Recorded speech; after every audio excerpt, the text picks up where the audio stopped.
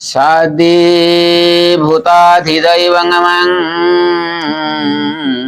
साधियज्ञं तजे विदु प्रयाण काले अपि च मांगते विदुजुक्त चेतसः। ओं नमो भगवते वासुदेवाय ओं परमात्मने नमः।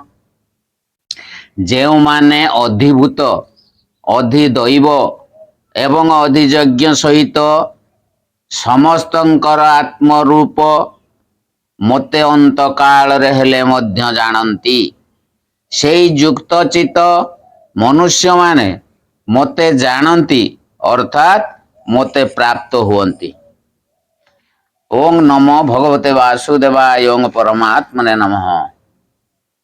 ଅଧିଭୂତ ଅଧିଦୈବ ଓ ଅଧିଯଜ୍ଞ ଶବ୍ଦ କେଉଁ କେଉଁ ତତ୍ତ୍ୱର ବାଚକ ଏବଂ ଏସବୁ ସହିତ ସମଗ୍ର ବା ଭଗବାନଙ୍କୁ ଜାଣିବା କହିଲେ କ'ଣ ବୁଝାଯାଏ?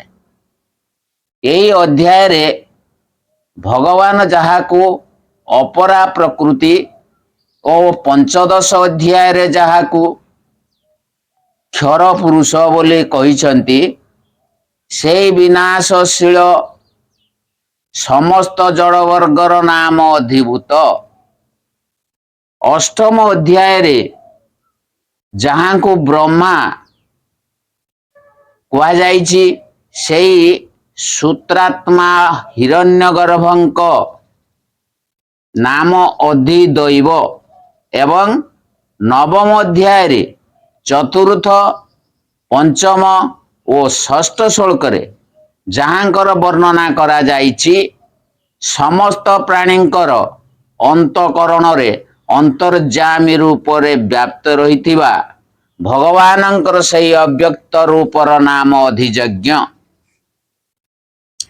29 ଶ୍ଲୋକରେ ବର୍ଣ୍ଣିତ ବ୍ରହ୍ମ ଜୀବ ସମୁଦାୟ ରୂପକ ଅଧ୍ୟାତ୍ମ ଭଗବାନଙ୍କର ଆଦି ସଂକଳ୍ପ ରୂପକ କର୍ମ ତଥା ଉପରୋକ୍ତ ଜଡ଼ବର୍ଗ ରୂପକ ଅଧିଭୂତ, ହିରଣ୍ୟଗର୍ଭ ରୂପକ ଅଧିଦୈବ ଓ ଅନ୍ତର୍ଯାମୀ ରୂପକ ଅଧିଯଜ୍ଞ, ଏ ସବୁ ଏକ ଭଗବାନଙ୍କର ହିଁ ସ୍ୱରୂପ।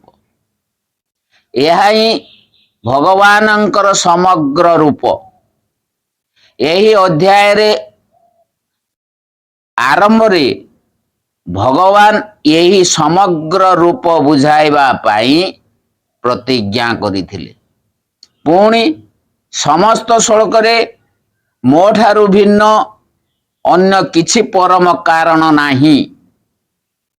12 ଶ୍ଲୋକରେ ସାତ୍ବିକ, ରାଜସ ଓ ତାମସ ଭାବ ସବୁ ମୋ ଠାରୁ ଜାତ ଓ 19 ଶ୍ଲୋକରେ ସବୁ କିଛି ବାସୁଦେବ କହି ଏହି ସମଗ୍ର ରୂପର ବର୍ଣ୍ଣନା କରିଛନ୍ତି ତଥା ଏଠାରେ ମଧ୍ୟ ଉପରୋକ୍ତ ଶବ୍ଦରେ ଏହାର ବର୍ଣ୍ଣନା କରି ଅଧ୍ୟାୟର ଉପସଂହାର କରିଛନ୍ତି। ଏହି ସମଗ୍ର ରୂପକୁ ଜାଣିଯିବା ଅର୍ଥାତ୍ ଯେପରି ପରମାଣୁ, ବାଷ୍ପ, ମେଘ, ଧୂମ, ଜଳ ଓ ବରଫ ସବୁ ଜଳର ହିଁ ସ୍ୱରୂପ, ସେହିପରି ବ୍ରହ୍ମ ଅଧ୍ୟାତ୍ମ କର୍ମ ଅଧିଭୂତ ଅଧିଦୈବ ଓ ଅଧିଯଜ୍ଞ ସବୁ କେବଳ ବାସୁଦେବ ହିଁ ଅଟନ୍ତି। ଏହିପରି ଯଥାର୍ଥ ରୂପରେ ଅନୁଭବ କରିବା ହିଁ ସମଗ୍ର ବ୍ରହ୍ମକୁ ବା ଭଗବାନଙ୍କୁ ଜାଣିବା। ପ୍ରୟାଣ କାଳେ ସହିତ ଅପି ପ୍ରୟୋଗର ଭାବ କ'ଣ? ଏହା ଦ୍ୱାରା ଭଗବାନ ପ୍ରକାଶ କରିଛନ୍ତି ଯେ ଯେଉଁମାନେ ବାସୁଦେବ ସର୍ବମିତି ଅନୁସାରେ ଉପରୋକ୍ତ ଭାବରେ ମୋର ସମଗ୍ର ରୂପକୁ ପ୍ରଥମରୁ ହିଁ ଜାଣି ନିଅନ୍ତି, ସେମାନେ ସେମାନଙ୍କ ବିଷୟରେ ତ କହିବାର କିଛି ନାହିଁ, ଯେଉଁମାନେ ମରଣ କାଳରେ ହେଲେ ମଧ୍ୟ ମୋତେ ସମଗ୍ର ରୂପରେ ଜାଣି ନିଅନ୍ତି, ସେମାନେ ମଧ୍ୟ ଯଥାର୍ଥ ରୂପରେ ହିଁ ଜାଣନ୍ତି, ଅର୍ଥାତ୍ ପ୍ରାପ୍ତ ହୋଇଯାଆନ୍ତି। ଦ୍ୱିତୀୟ ଅଧ୍ୟାୟରେ ଶେଷରେ ବ୍ରାହ୍ମୀ ସ୍ଥିତିର ମହିମା କହିବାକୁ ଯାଇ ମଧ୍ୟ ଏହି ପ୍ରକାର ଅପି ପ୍ରୟୋଗ କରାଯାଇଛି। ଓଂ ନମ ଭଗବତେ ବାସୁଦେବାୟ ଓଂ ପରମାତ୍ମନେ ନମଃ ଓଂ ପରମାତ୍ମନେ ନମଃ ଓଂ ପରମାତ୍ମନେ ନମଃ ଓଂ ତସ୍ସିଦେ ଶ୍ରୀମଦ୍ ଭାଗବତ ଗୀତା ସୁପନିଷତ୍ସୁ ବ୍ରହ୍ମ ବିଦ୍ୟାୟାଂ ଯୋଗ ଶାସ୍ତ୍ରୀ ଶ୍ରୀକୃଷ୍ଣ ଅର୍ଜୁନ ସମ୍ବାଦେ ଜ୍ଞାନ ବିଜ୍ଞାନ ଯୋଗ ନାମ ସପ୍ତମ ଅଧ୍ୟାୟ। ଓଂ ନମ ଭଗବତେ ବାସୁଦେବାୟ ଓଂ ପରମାତ୍ମନେ ନମଃ ପରମାତ୍ମନେ ନମଃ। ଭୀମସାବିରଣେ ଭଙ୍ଗ ମୁନିରପି ମତେ ଭ୍ରମ ଯଦି ଶୁଦ୍ଧମ ଶୁଦ୍ଧ ବା ମମ ଦୋଷ ନ ବିଦ୍ୟତେ। ହରି ଓಂ ହରି।